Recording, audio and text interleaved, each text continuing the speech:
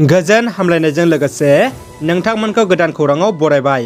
अन्नानै नोंथांमोना बे रादाबखौ जोबजासे नायलां। लोगोसे भिडिअखौ लाइक, कमेन्ट, शेयार आरो चेनेलाव गोदानै फैदोंब्ला साबस्क्राइब खालामनो गुरै खावलायबाय। दानिया फैदो लोगोफोर रादाबखौ मिथिलांनि। गिबि खौराङाव दङ बिटिआरनि हारिमु बिफाननि बानजायनायाव फुथियागावआव राजबंशी सुबुं मोसानाय मावबादा खुंफुंनाया मैया जोबनानै थांबाय।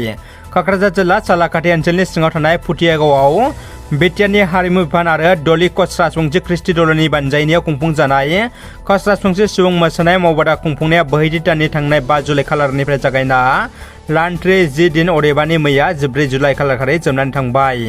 मैया जोबथा सान हिसाबै बिटिआरनि हारिमु बिफाननि नेहाथारि पामि ब्रह्मआ बाहागो लानाय गासै मोसागिरि लाइमोनफोरनो फोरमान बिलाइ गथायना होनायजों लोगोसे गोलोम बोथोर बन्द'खौ ओरैनो थाङैनि थाखाय बे मावबादाखौ लानाय जादों जाहाथे उन समफोराव फाइन एन्ड आर्ट्स फरायसालिफोराव मोजां खाबु मोननो हायो होननानै बिथां ब्रह्मआ बुंथियो। आथिखालाव आयेना बयनिबो थाखाय समान जानानै थायाखै बुंदों बे बाथ्राखौ डक्टर गियानस्रि बराया। फेसबुकआव आल्फानि मददाव आकब करिम राष्ट्रधु खन्थाइ लिरनायनि थाखाय देबिचरन बरुवा कलेजनि फरायसुलि बरसास्रि बरग'हाइखौ पुलिसआ हमनायखौ गोख्रों रावजों सोंखारदों जातीय नारी बाहिनीनि आफादगिरि एबा रायजो दलनि बुंथिगिरि डक्टर गियानस्रि बराया। बावैसो जालांनाय दैबानायाव खहा जानाय तामुलपुर जिल्लानि बगिरिबारियाव फुथिमारि दैसानि माथावरिखौ मैया मानगोनां गिबि मन्त्रि डक्टर हेमन्त बिश्व शर्मा बिथांजों लोगोसे बिटिआरनि गाहाय प्रमद बर'आ नायगिदिंनाय जायो। मानगोनां गिबि मन्त्रि बिथाङा जायगानि मानसिफोरनो खोथा होयोदि थाबैनो वाटार रिसार्च बिफाननि बोसोनजों बिगियानारि आदबजों 12 किल'मिटार गोलावनि माथावरि बानायनायनि हाबाफारि लानाय जागोन। बिजेपि आसाम प्रदेशनि आफादगिरि मुर्शिद भवेश कलिता आरो एमएलए मुर्शिद जलेन दैमारी आरो मुर्शिद दिगन्त कलिता बिथांमोनाबो लोगोसे दंफायोमोन। गसाइगावनि बरग'पा संकस्थियाव गोथै सह मोनदों। 12 खालारनिफ्रायनो हाग्रायाव बन लायनो थांनानै संकस्थियाव गोमानानै थानाय शकीयत आली शेख मुंनि सुबुंनि गोथै सहखौ मोनबाय।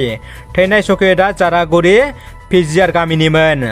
संकस्थिमा बारनाय समाव दैयाव गबनानै थैदों होननानै सन्देह खालामनाय जादों। दिनै बरपका गामिनि साखाथियाव थानाय संकस्थियाव बोखाङो गोथै सहखौ। उनाव साबकाथा पुलिसआ गोथै सह मोननाय जायगायाव थाङो आरो गोथै सहखौ पस्टमर्टम खालामनो क'क्राझाराव दैथायहरो। समाज सिबियारि सेन्ट जाफेर इंलिश स्कुलनिबो बिगोमा नबेन गयारिनि सुबुं सिबिथाय आखु। बाक्सा जिल्लानि सालबारि ओनसोलाव बयजोंबो मिथिजानाय सासे समाज सिबियारि नबेन गयारिया सिगां समफोराव सालबारि ओनसोलनि गोबां रायजो राजाफोरखौ हारि धोरोम फाराग खालामाजासे सुखु दुखुनि समाव आरो दैबानानि खैफोदनि समावबो गोबां खौरां लानानै मदद होबोदों।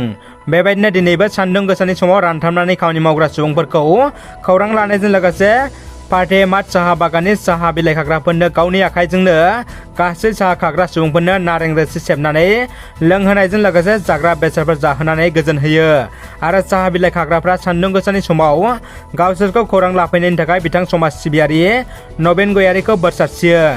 दानिया फैदो जोबथा खौराङाव। क'क्राझाराव एनएलएफबिनि सेथि मुंख्लं सान फालिदों।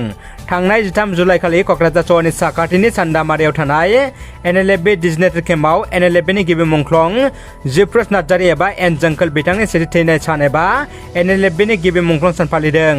मख'जाथावदि थांनाय 2020 मायथाइनि 13 जुलाइआव पुलिसनि गुलियाव उदालगुरि जिल्लानि गराइबारि गामिनि थागिबि एनएलएफबिनि गोख्रों दैदेनगिरि एन जोंखोला जिउ गोमानो गोनां जादोंमोन। रादाबा एसेनोसै लोगोफोर। रादाबखौ जोबजासे नायनो थाखाय नोंथांमोननिसिम गोजोननाय आरो साबायखर बावबाय। गोजोन्थों।